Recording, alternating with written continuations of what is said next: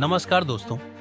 क्या आपने कभी सोचा है कि हम इंसान और जानवर दोनों ही इस धरती पर रहते हैं, दोनों ही खाते हैं, सोते हैं, अपने बच्चों की देखभाल करते हैं और अपनी दैनिक क्रियाएं करते हैं। फिर भी क्यों हमारा जीवन जानवरों के जीवन से इतना अलग और श्रेष्ठ माना जाता है?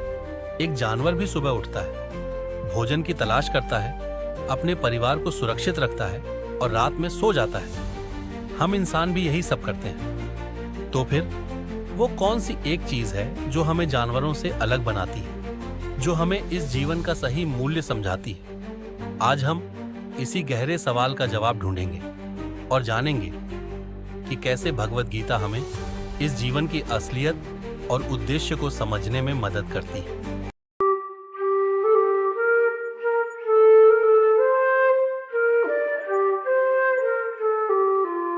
इंसान और जानवर दोनों का जीवन चक्र एक जैसा लगता है। भूख लगने पर खाना, थकान होने पर सोना और अपनी प्रजाति को आगे बढ़ाना। लेकिन यहीं पर एक बड़ा फर्क आता है। जानवर ये सब केवल अपनी सहज प्रवृत्ति, इंस्टिंक्ट के कारण करते हैं। उनका जीवन एक चक्र की तरह चलता है। जन्म, भोजन, प्रजनन और मृत्यु। उनके पास कोई विकल्प नहीं होता। वे भविष्य के बारे में नहीं सोचते, न ही अपने कर्मों के परिणामों के बारे में चिंतन करते हैं। उनका जीवन केवल वर्तमान की जरूरतों को पूरा करने तक सीमित है। लेकिन हम इंसान, हमें भगवान ने एक विशेष क्षमता दी है, बुद्धि, विवेक और चेतना। हम सिर्फ खाने पीने और सोने के लिए नहीं बने हैं। हमारे पास सोचने, समझने और चुनाव करने की शक्ति है।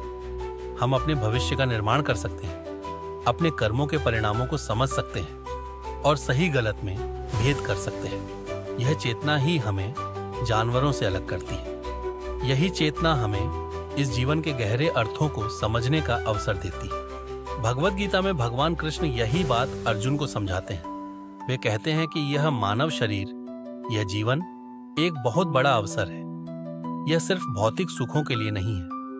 भगवद गीता के दूसरे अध्याय सांख्य योग के 14वें श्लोक में भगवान कृष्ण कहते हैं, मात्रा स्पर्शास्तु कौन्तेय शीतोष्ण सुख दुःखदा आगमा पाइनो नित्यास्तान स्थितिक्षस्व भारत। इसका अर्थ है कि हे कुंती पुत्र, इंद्रियों और उनके विषयों का स्पर्श ही सुख दुख, ठंड गर्मी को देता है, जो आते जाते रहते हैं और अनित्य होते हैं। उन्हें सहन करना सीखो। यह श्लोक हमें सिखाता है कि हम केवल अपनी इंद्रियों के गुलाम बनकर न रहें, बल्कि अपने जीवन को एक उच्च लक्ष्य की ओर मोड़ें। हमारा जीवन सिर्फ भौतिक आवश्यकताओं तक सीमित नहीं है। हमारे पास आध्यात्मिक उन्नति का अवसर है, आत्मज्ञान प्राप्त करने का अवसर है। एक जानवर अपने जीवन का उद्देश्य नहीं खोजता, लेकिन हम खोज सकते हैं। हमारे पास स्वयं को जानने, अपनी क्षमताओं को पहचानने और इस संसार में एक सार्थक योगदान देने का मौका है। यह जीवन हमें सिर्फ अपनी भूख मिटाने के लिए नहीं, बल्कि दूसरों की भूख मिटाने के लिए मिला है। यह जीवन हमें सिर्फ खुद की खुशी के लिए नहीं, बल्कि दूसरों को खुशी देने के लिए मिला है। भगवद गीता के 18वें अध्याय मोक्ष संन्यास योग के 62वें श्लोक में भगवान कृष्ण कहते हैं, तमेव शरणम गच्छ सर्वभावेन भारत तत्प्रसादात् पराम शांतिम स्थानम प्राप्स्यसि शाश्वतम। जिसका अर्थ है कि हे भारत, तू सब प्रकार से उसी परमात्मा की शरण में जा। उसकी कृपा से ही तू परम शांति और शाश्वत धाम को प्राप्त करेगा।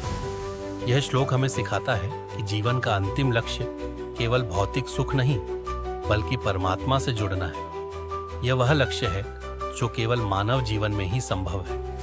तो दोस्तों, अगली बार जब आप खाएं, सोएं या अपनी दैनिक गतिविधियां करें, तो एक क्षण रुककर सोचें, क्या आप सिर्फ एक जानवर की तरह जीवन जी रहे हैं या एक इंसान की तरह? आपके पास चेतना है, विवेक है और जीवन को एक उच्च उद्देश्य देने की क्षमता है। अपने जीवन को सिर्फ खाने पीने और सोने तक सीमित न रखें। अपने भीतर की चेतना को जगाएं, अपने उद्देश्य को खोजें और हर पल को सार्थक बनाएं। यह जीवन एक अनमोल उपहार है, इसे व्यर्थ न जाने दें। उठो, जागो और अपने जीवन को एक नई दिशा दो, क्योंकि यही वो चीज है जो हमें जानवरों से अलग और श्रेष्ठ बनाती है।